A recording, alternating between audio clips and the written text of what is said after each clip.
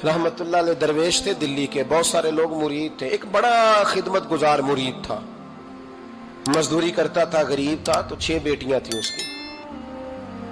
हजरत साहब के पास रोज आके कहता, हुजूर बच्चियों के लिए दुआ करें, अल्लाह कोई असबाब पैदा कर दे। एक बच्ची की शादी का खर्चा 1000 दिनार है और मैं गरीब हूं। हजरत साहब दुआ कर देते। खानका शरीफ के थोड़े ही फासले पर, हजरत जहां बैठ के मुरीदों की तरबियत करते थे, उससे थोड़ा ही फासले पर ना एक ईसाई रहता था, बड़ा मालदार था, बड़ी सारे ऊंट, गायें, भेड़, बकरियां रखी हुई थी और हजरत शरफुद्दीन रहमतुल्लाह अलैह की बड़ी मुखालफत करता था। और ये जो आपका गरीब मुरीद था, ये उसका पड़ोसी था। एक दिन बुला के ना उनको कहने लगा कि तू किधर जाके जो है वो टकरे मार रहा है, वहां तुझे कुछ नहीं मिलने वाला। वो तुझे क्या देंगे जिनकी खानका खुद चंदे पे चलती है, मदरसा चंदे पे चलता है, मस्जिद चंदे पे चलती है। तेरी बेटी का मामला कहां हल होगा? तो उस दरवेश ने कहा कि तू मेरे पीर को नहीं जानता, तू अजय मेरा महबूब नहीं डिठा, तो पता नहीं ना, तू इस रास्ते का मुसाफिर नहीं, तू नहीं जानता। उनका बस चले ना तो वो हर कीमत में मेरी बेटियों की शादी करा दे। अब वो ईसाई था, कहने लगा अच्छा चलो ठीक है, अगर इतनी बात है ना तो जाओ उनसे जाके कह दो कि 6 साल के लिए मेरे साथ मुआहदा कर ले, वो मेरे जानवरों को चारा डाल दिया करे, 6 साल ड्यूटी करे, मैं 6000 दिनार दे देता हूं। वो मेरे साथ 6 साल मेरे जानवरों को चारा डाले रखते हैं ना, अब चारा डालने के लिए एडवांस पैसे दे के। अब तो लोग उन्हें भी गुलाम ही बना लेते हैं, बड़ी थोड़ी तनख्वाह देते हैं, जुल्म करते हैं, पूरा मुआवजा नहीं देते।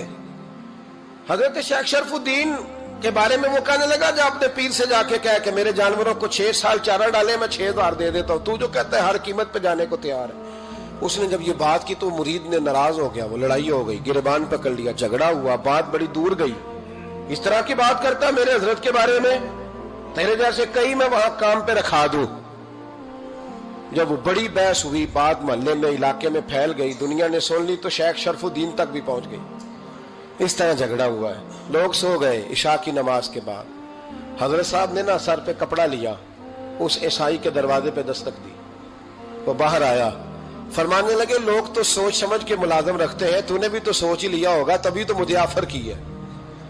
तू अपनी ऑफर पे कायम है? वाकई मुझे रख लेगा और 6000 दिनार दे देगा? कहने लगा जा बाबा काम कर अपना। फरमाया नहीं, तूने इतने लोगों में बात की, इतनी बहस हुई, तो कायम है? कहने लगा मैं तो कायम हूं, पर आपने नहीं कायम रहना। फरमाया मैं सोच समझ के आया हूं। उसने कहा आप ड्यूटी करेंगे, भैंसों को चारा डालेंगे? फरमाया एक शर्त, बस जब अजान हो जाए ना तो मुझे रब की नमाज पढ़ने की इजाजत दे देना, बाकी सुबह शाम जो तू कहेगा। अगर उस गरीब की बेटियां ब्याही जाए तो मुझे और क्या चाहिए? उसकी 6 बेटियों का बोझ है उसके सर पे, तू मुझे रख ले। अल्लाह अकबर। वो कहने लगा चले पे मेरे साथ खते बंदगी कर ले। आजकल हम स्टाम करते हैं, उस जमाने में खते बंदगी होता था, गुलामी का खत काजी शहर के पास, यानी उसका ख्याल था कि चलो स्टाम की बात करूंगा तो भाग जाएंगे। फरमाया चल मैं तैयार हूं। काजी तक गए, तय हो गया, 6000 दिनार दे दिए। हजरत ने मुरीद को बुलाया, फरमाया पुत्र ये ले जा, जा मेरी बेटियों को रवाना कर दे। कहने लगा हुजूर ये क्या कर रहे हो आप, कुछ सोचे? फरमाया यार जब तुझे बेटा बना लिया तो फिर मेरी पोतियां तो लगती हैं ना, मेरा हक तो बनता है ना, जा जाके ड्यूटी कर, उनको ब्याह दे। बात फैल गई। बादशाह भी अकीदतमंद था, वो 12000 दिनार लेके पहुंचा। क्या बताऊं इन रब के बंदों का दिल कैसा होता है, क्या दर्द होता है, क्या रंग। 12000 दिनार लेके बादशाह आया और आके हजरत को पेश किए, का हुजूर आप दें इस ईसाई को डबल दें और जाए काम करें। आप फरमाने लगे तू पैसे दे, शर्तें ना लगा, मेरा जहां दिल करेगा मैं खर्च करूंगा, मुझे तो मजा ही अब आने लगा है, अभी तो लुत्फ आ रहा है, अभी तो जायका आया है कुछ करने का, पैसे देने हैं तो दे, पाबंदी ना लगा, जहां मेरा दिल करेगा मैं। उसने कहा हुजूर ठीक है रख ले। हजरत ने फजर मस्जिद में पढ़ी, जेब में 12000 दिनार थे, ऐलान फरमाया भी किसी और की बेटी भी बैठी है तो पैसे मेरे पास है। वो 12000 दिनार भी बांट दिया और 12000 दिनार बांट के ना तो फिर चले गए खेत में चारा काटने। उस ईसाई को किसी ने बतलाया कि उनके पास तो 12000 आया है, पर तुझसे जान नहीं छुड़ाई उन्होंने। वादा ये हुआ था कि 6 देंगे तो जाएंगे, जब तक देंगे नहीं तेरे घर में काम करेंगे।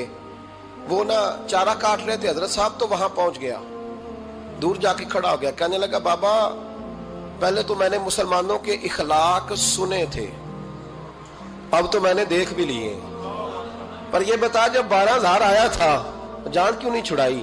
تو حضرت چارہ کاٹتے کاٹتے رو پڑے، فرمانے لگے تو نہیں نہ جانتا یہ بیٹیاں سانجی ہوتی ہیں، پتہ نہیں نا؟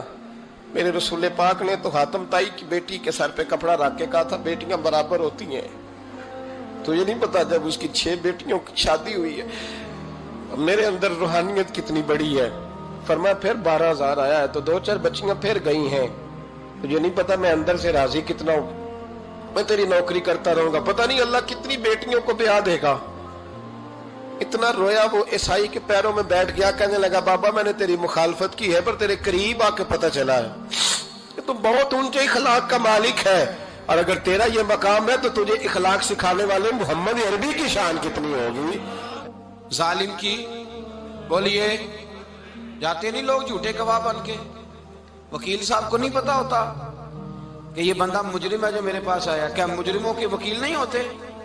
بولے تو اس کو پتہ نہیں ہوتا وکیل صاحب کو کہ یہ صاحب مجرم ہے، میرے پاس مقدمہ لے کے آئے، اور اگر بے ادبی نہ ہو جائے تو میرا خیال ہے قاضی عدالت کو بھی پتا ہوتا ہے کہ مجرم کون ہے اور مظلوم۔ میرے نبی پاک صلی اللہ علیہ وسلم نے اس قدر زیادہ سختی فرمائی اس مسئلے میں، فرمایا جس کو پتا تھا کہ فلاں آدمی ظالم ہے، ظلم کر رہا، پھر وہ ظالم کا گواہ بنا یا اس نے ظالم کی مدد کی، کتنی کی؟ شارحین لکھتے ہیں چاہے اس نے ایک جملہ بول کے کی، چاہے ایک، سارے بولیے، چاہے ایک غریب کو اس نے ظلم کیا تو کہتے ہیں علاج یہ سی، چاہے ایک جملہ بول کے کی، شارحین اس حدیث کی شرح میں لکھتے ہیں ایک جملہ بول کے چاہے مدد کی، جس بندے نے کسی ظالم کی مدد کی کسی مقدمے میں یا کسی صورت میں اور اسے پتا تھا یہ ظالم ہے، میرے نبی پاک صلی اللہ تعالیٰ علیہ وسلم فرماتے ہیں اگر اس نے مدد کی، ابھی ظالم کی بات نہیں ہو رہی، ظالم کے مددگار کی بات ہو رہی، اگر کسی نے ظالم کی مدد کی تو حضور فرماتے ہیں خدا بھی اس سے بری و ذمہ ہے، رسول بھی اس سے بری و ذمہ ہے۔ سنبھال کے رکھے اپنی نمازیں، قربانیاں، حج، زکوٰۃ سنبھال کے رکھے۔ اگر ظالموں کا مددگار ہے، الیکشن آ لینے دے، آپ کو نظر آ جائے گا کون کون ظالموں کا مددگار ہے، نظر آ جائے گا، اپنی جیب سے لوگ پیسے دے کے